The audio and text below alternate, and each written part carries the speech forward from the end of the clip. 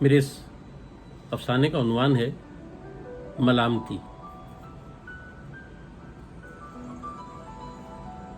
محترم ایڈیٹر صاحب، امید ہے خیریت سے ہوں گے۔ تاحال آپ کے حکم کے مطابق خصوصی شمارے کے لیے کلاسیکل انداز سے جڑی ہوئی پریوں کی جدید کہانی نہیں لکھ سکا۔ اچانک حالات تبدیل ہو گئے۔ آپ کو یہ جان کر حیرت ہوگی کہ میں یہ خط حوالات سے لکھ رہا ہوں۔ چونکیے مت، گزشتہ دنوں میری بیوی کا قتل ہو گیا۔ میں اسی جرم میں گرفتار ہوں۔ میرا خط ذرا طویل سا لگے گا۔ اس کی وجہ ہے، اول یہاں سوائے خود کو ملامت کرنے کے اور کوئی کام نہیں۔ دوم، کہانی کار کے لیے یہ ناممکن ہے کہ وہ اپنے حالات چند سطروں میں بیان کر دے۔ اسی لیے پیشگی معذرت چاہتا ہوں۔ جو کچھ بیان کرنے جا رہا ہوں کسی کہانی سے کم نہیں۔ یقین جانیے، اگر میں اس خط کو کہانی کے قالب میں ڈھال کر دلکش منظر کشی، خوبصورت الفاظ، تحیر، خیال کی گہرائی اور تجسس کی بلندیوں کو چھو لینے والا کلائمیکس ڈال دوں تو یہ ایسی کہانی بن جائے گی جو آپ کے ڈائجسٹ کے آخری صفحات میں جگہ پا سکے۔ آپ کو معلوم ہے کہ میری شادی کو 1 سال بھی نہیں ہوا، مگر میں نے شادی کے فوراً بعد ہی محسوس کرنا شروع کر دیا تھا کہ ہماری گھریلو زندگی میں کوئی بہت تیزی سے داخل ہو رہا ہے۔ چونکہ میری بیوی ورکنگ وومن اور آزاد خیال ماڈرن طبقے سے تعلق رکھتی ہے، اس لیے سوچا کہ ہو سکتا ہے یہ میرا وہم ہو، مگر میں شدت سے محسوس کر رہا تھا کہ میرا کوئی لباس، جیسے کوئی میرا لباس، میرا تکیہ، میرا بستر، میری نیند، میرا سکون میرے ساتھ شیئر کر رہا ہو، اور میں اس سائے کو پہچاننے کے باوجود پکڑ نہیں پا رہا ہوں۔ یہ صورتحال بڑھتی ہی چلی جا رہی تھی۔ نوجوان لڑکے میرے گھر میں بلا روک ٹوک گھسے چلے آتے۔ کبھی لیکچرار دوست آ جاتے، دیر تک یہ لوگ ڈرائنگ روم میں بیٹھے رہتے۔ ڈرائنگ روم، لاؤنج اور کچن کو تو یہ لوگ آزادانہ استعمال کرتے۔ میرے گلاس میں پانی پیتے، میرے تولیے سے اپنی گندی ناک صاف کرتے۔ میری بیوی اس بات سے واقف تھی کہ مجھے یہ عادت بالکل پسند نہیں، مگر وہ انہیں منع نہ کرتی۔ ایک دن تو حد ہو گئی۔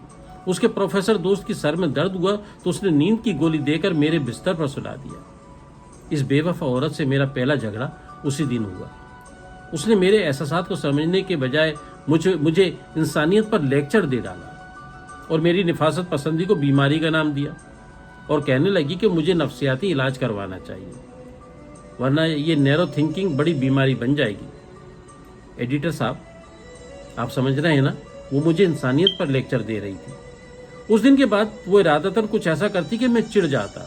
آپ خود سوچئے کہ اگر ایک آدمی سیدھا اپنے گھر سے میرے یہاں آیا ہے تو نہا کر ہی آیا ہوگا، پھر میرے گھر میں اور میرے باتھ روم میں نہانے کی کیا تک ہے؟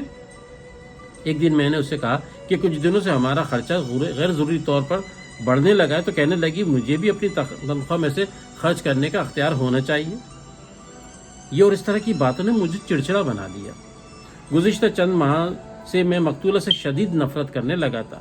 یہ سب کچھ برداشت کرتے رہنے میں یا اس سے علیحدگی میں مجھے اپنی شکست دکھائی دیتی، لہٰذا میرے اندر یہ ارادہ جڑ پکڑتا چلا گیا کہ میں اسے قتل کر ڈالوں، یا گھر میں اچانک کوئی ایسا واقعہ رونما ہو کہ اس کی موت واقع ہو جائے۔ میں نے کئی بار باتھ روم کے چکنے ٹائلوں والے فرش پر صابن اس طرح گھول دیا کہ اس پر پیر سنبھالنا مشکل تھا۔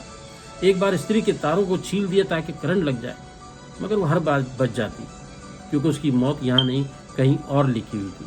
ایک دن اس نے مجھے بتایا کہ وہ اپنے کالج کے طلبہ اور اساتذہ کے گروپ کے ہمراہ اسٹڈی ٹور پر جا رہی ہے۔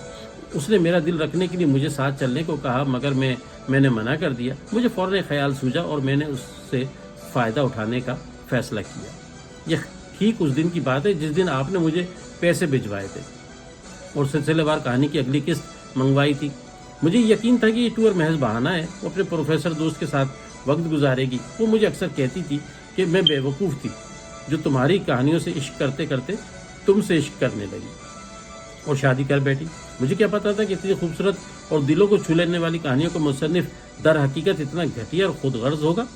اگر مجھے پتا ہوتا تو میں پروفیسر کو نہ ٹھکراتی، جو کم از کم تمہاری طرح چھوٹا ذہن نہیں رکھتا۔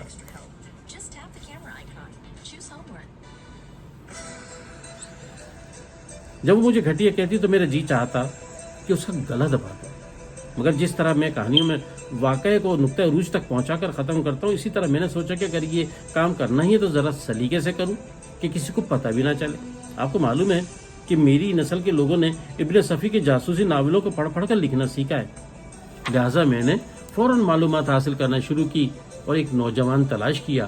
افسوس شہر میں بڑھتی ہوئی بے روزگاری نے نوجوانوں کو کیا کیا کرنے پر مجبور کر دیا ہے. بہرحال مجھے بھی ایک نوجوان مل ہی گیا.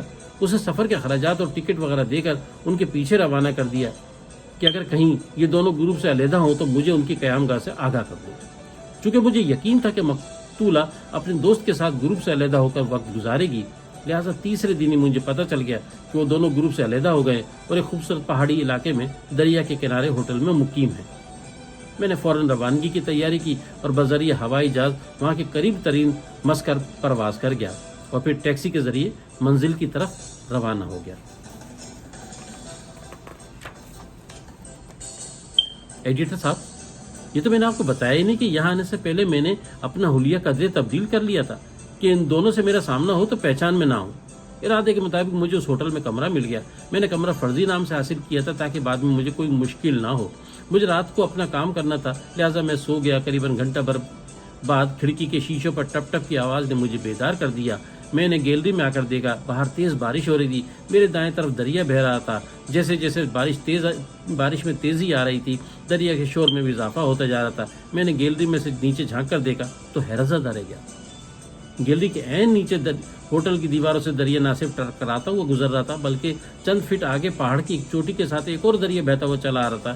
یہاں آ کر دونوں باہم مل رہے تھے. حیرت انگیز بات یہ تھی کہ سامنے سے آتے ہوئے دریا کا پانی قدرے مٹیالہ، جبکہ بائیں طرف سے سمندر، بائیں جانب سمت پتھروں پر چھلانگیں مارتا ہوا دریا کا پانی صاف اور شفاف اور دودھیا تھا، جس میں جھاگ یوں اٹھ رہے تھے جیسے کسی نے کچھ گھول دیا ہو. لیکن مٹیالے پانی میں مل کر یہ پانی بھی مٹیالہ ہوتا جا رہا تھا. مجھے یہ سمجھنے کا موقع ملا کہ اچھائی اور برائی آپس میں باہم ملیں تو غلبہ برائی حاصل کر لیتی ہے. یہ مناظر اس قدر محصور کن تھے کہ مجھے احساس بھی نہیں ہوا کہ کوریڈور کے دوسری طرف والی کمرے کی گیلری میں دونوں بھی آ کر کھڑے ہو گئے. مجھے کسی وجیح شہزادے اور خوبصورت پری کا انتظار تھا، مگر یہاں کالا جن ہرجائی چڑیل کے ساتھ نمودار ہو گیا تھا. وہ تو اچھا ہوا کہ انہوں نے مجھے دیکھا نہیں، اور اگر دیکھ بھی لیا تھا تو پہچان نہیں سکے. یوں بھی وہ دونوں اپنی دنیا میں گم تھے. دونوں کو ایک ساتھ دیکھ کر میرا خون کھول اٹھا. میرے جی میں آئی کہ آگے بڑھوں اور دونوں کو اٹھا کر دریا میں پھینک دوں. ایک لمحے کو مجھے دنیا کی ساری عورتوں سے نفرت ہونے لگی، اور اس عورت سے تو شدید تر جو کچھ فاصلے پر کھڑی ہوئی میرے غصے کو بڑھاوا دے رہی تھی، جو مجھ سے زیادہ تعلیم یافتہ تھی. مگر شرم و حیا سے میں نے خود کو سنبھالا، کیونکہ میں جذبات میں کوئی ایسا کام نہیں کرنا چاہتا تھا جو میرے ارادے کو خاک میں ملا دے.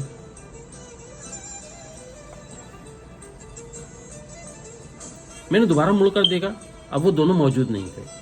اس کا مطلب وہ کمرے میں جا چکے. میں وہیں کھڑا رہا. تھوڑی دیر بعد میں نے پروفیسر کو ہوٹل سے اکیلے کہیں جاتے ہوئے دیکھا. شاید کچھ لینے جا رہا تھا. مجھے موقع میسر آ گئے. میں نے سوچا کہ اگر میں اپنا کام کر کے نکل جاؤں تو کسی گاڑی میں یہاں سے اسی وقت روانہ ہو جاؤں گا.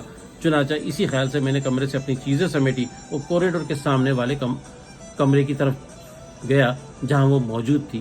میں اب کوئی بھی لمحہ برباد نہیں کرنا چاہتا تھا. دروازے پر دستک کی ضرورت نہیں تھی کیونکہ وہ صرف بھیڑا ہوا تھا. میں اندر داخل ہو گیا. میں توقع کر رہا تھا کہ وہ مجھے دیکھ کر چونکے گی، مگر اس پر نگاہ پڑتی ہی میری اپنی چیخ نکل گئی، کیونکہ وہ بستر پر مردہ اور ابتر حالت میں پڑی ہوئی تھی. کوئی مجھ سے پہلے یہ کام کر کے جا چکا تھا. گردن پر جہاں کبھی میرے بوسے کے نشان ہوتے تھے اب وہاں خون کی باریک لکیر تھی. ایڈیٹر صاحب، آپ سمجھ رہے ہیں نا کہ میں کیا کہہ رہا ہوں؟ یہ سچ ہے کہ میں کسی اور نیت سے وہاں گیا تھا، مگر میرے وہم و گمان میں بھی نہیں تھا کہ کوئی ایسا کر جائے گا. میں نے فیصلہ کیا کہ وہاں سے بھاگ کھڑا ہوں اور سیدھا گھر پہنچ گیا. پریوں کے دیش کی مہکتی فضا میں خون کی بو شامل ہو گئی تھی. ایڈیٹر صاحب، حیرت انگیز طور پر اس کے قتل سے پہلے والی میری نفرت کا آفر ہو چکی تھی.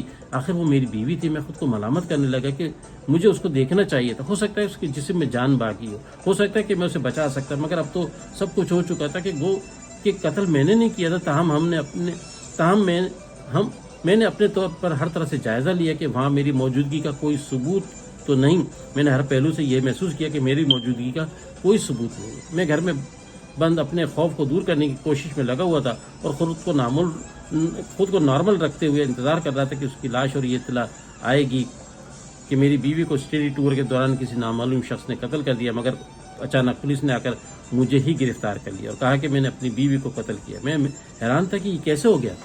وہاں میری موجودگی کا کوئی ثبوت نہیں سوائے ہوٹل مینیجر کے جو شاید مجھے پہچان لے، اس کے علاوہ اور کوئی ایسی چیز نہیں جس سے میں پکڑا جاؤں۔ مگر میری حیرت کی انتہا نہ رہی جب یہ پتہ چلا کہ ہوٹل میں کمرہ لیتے وقت اس نے میرا اور اپنا اصلی نام لکھوایا تھا، یعنی ہوٹل کے ریکارڈ پر وہ اپنے شوہر یعنی میرے ساتھ قیام پذیر تھی، جبکہ میرے ریکارڈ پر میں نہیں کوئی اور تھا۔ بعد ازاں پولیس کو بیان دیتے ہوئے ہوٹل کے مینیجر نے مجھے پہچان کر بتایا کہ یہ آدمی ہمارے ہوٹل میں ٹھہرا ہوا تھا۔ میں نے کہنا چاہا کہ وہ میں نہیں کوئی اور تھا، مگر اچانک مجھے خیال آیا کہ اس صورت میں مجھ سے یہ سوال کیا جائے گا کہ اگر تمہاری بیوی کسی اور کے ساتھ تھی تو پھر تم وہاں کیا کر رہے تھے؟ میں خاموش ہو گیا۔ سارے ثبوت میرے خلاف تھے، ہوٹل کا ریکارڈ یہی کہتا تھا کہ میں اس کے ساتھ تھا یا وہ میرے ساتھ ٹھہری ہوئی تھی۔ دوسرے لفظوں میں میرا چہرہ جو کہیں اور تھا، رجسٹر کے مطابق اس کے ساتھ ایک ہی کمرے میں تھا، اور افسوس کہ وہ اب قتل ہو چکی تھی۔ میں نے جاننے اور سمجھنے کی بہت کوشش کی کہ آخر وہ کس وجہ سے قتل کی گئی ہوئی، مگر میرا دماغ معاف ہو کر رہ گیا تھا۔ میں جتنا سوچتا ہوں اتنا ہی الجھتا جا رہا ہوں۔ کسی بھی انسان کو یہ نہیں معلوم کہ کل اس کے ساتھ کیا ہونے والا ہے۔ اگر مجھے یہ معلوم ہوتا کہ وہ اس طرح کا واقعہ پیش آئے گا تو میں اپنے شہر میں مزے سے رہتا، مگر میرے ساتھ ایسا ہونا ہی تھا۔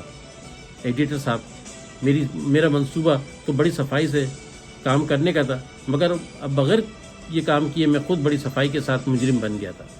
فی الحال خصوصی شمارے کے لیے کہانی نہیں بھیج سکوں گا، یوں بھی آپ کی خواہش کے مطابق کلاسیکل انداز سے جڑی پریوں کی جدید کہانی میں میری دلچسپی ختم ہو کر رہ گئی۔ میری زندگی میں پریوں ہی کی طرح داخل ہونے والی چند ماہ کا عذاب دے کر اور پھر مافوق الفطر کلاسیکل کہانیوں کی طرح اپنی جادوئی چھڑی سے میرے ہاتھ کی لکیروں میں جھوٹی لکیر ڈال کر غائب ہو چکی ہے۔ اب تو میں خود کو بے گناہ ثابت کرنے میں لگا ہوا ہوں، جس کی امید کا میں پھر بھی آپ میرے حق میں دعا کریں۔ خدا حافظ۔ نوٹ: محترم قارئین، ہم یہ خط کہانی نویس کی اجازت سے بصورت کہانی شائع کر رہے ہیں۔ اس خط کے موصول ہونے کے کچھ دن بعد پروفیسر نے اعتراف جرم کرتے ہوئے خود کو پولیس کے حوالے کر دیا۔ پولیس نے قتل کی وجہ بیان کرتے ہوئے کہا کہ ہوٹل میں جب اس نے جبراً مقتولہ کی عزت پر پہلی بار ہاتھ ڈالنے کی کوشش کی تو اس کی طرف سے شدید مزاحمت کا سامنا کرنا پڑا، چنانچہ ساری زندگی تمام دوستوں کے درمیان بے عزتی کے خوف سے اس نے اسے قتل کر ڈالا۔ پروفیسر کے اعتراف حقیقت کے بعد کہانی نفیس شدید پچھتاوے کا شکار ہے، اسے شدید ذہنی دھچکا لگا ہے۔ ادارے کو اس قتل اور شدید ذہنی دباؤ پر اپنے کہانی نویس دوست سے ہمدردی ہے اور قارئین سے درخواست ہے کہ اس کے حق میں دعا کریں۔ ایڈیٹر۔